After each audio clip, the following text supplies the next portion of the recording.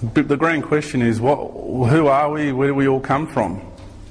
The answer is quite simple, really, at the end of the day, is you are here in the third dimension, and when you get to the seventh dimension and below, there's physical reality. Beyond the seventh, you start to lose physical form and you go into more energy type of ways of existence. Where we come from is in another dimension, like the fourth or the fifth, on another planet, in another star system, and we've incarnated here, down into planet Earth, into the third dimension here, because what we are trying to do here, or not what we are trying to do, what we are achieving here is a universal embodiment, where any being on any level of reality can incarnate to one place.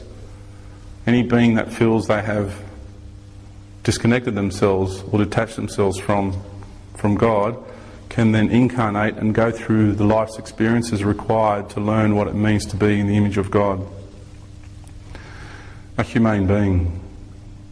A being of compassion, of love, of understanding, of caring, all those qualities that make up and constitute a humane being. And once you do that, you get that understanding, that mindset back.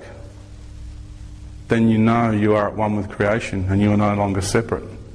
You're no longer this small embodiment here existing in this reality and everything is out there. The understanding comes through that you are here, and yes, all you people are out there, but I'm all one with you. I'm a part of you. The same energy that runs through my atoms is the same energy that runs through your atoms. Therefore, we're all connected intimately at the core level.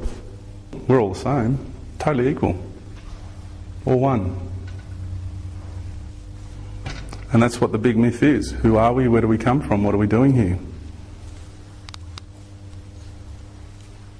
As long as you have personal identity, you have ego.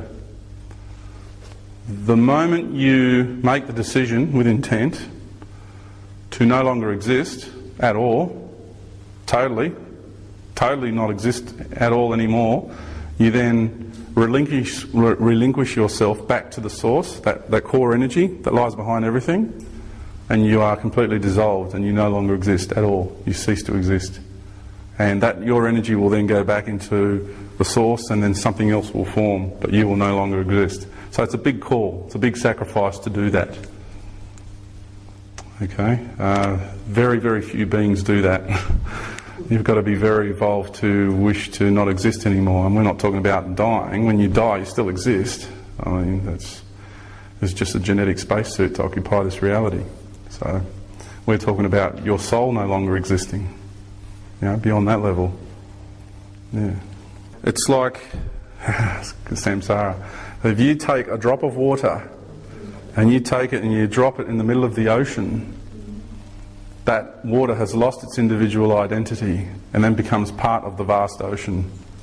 And that's the same, you'll become part of the vast ocean of energy.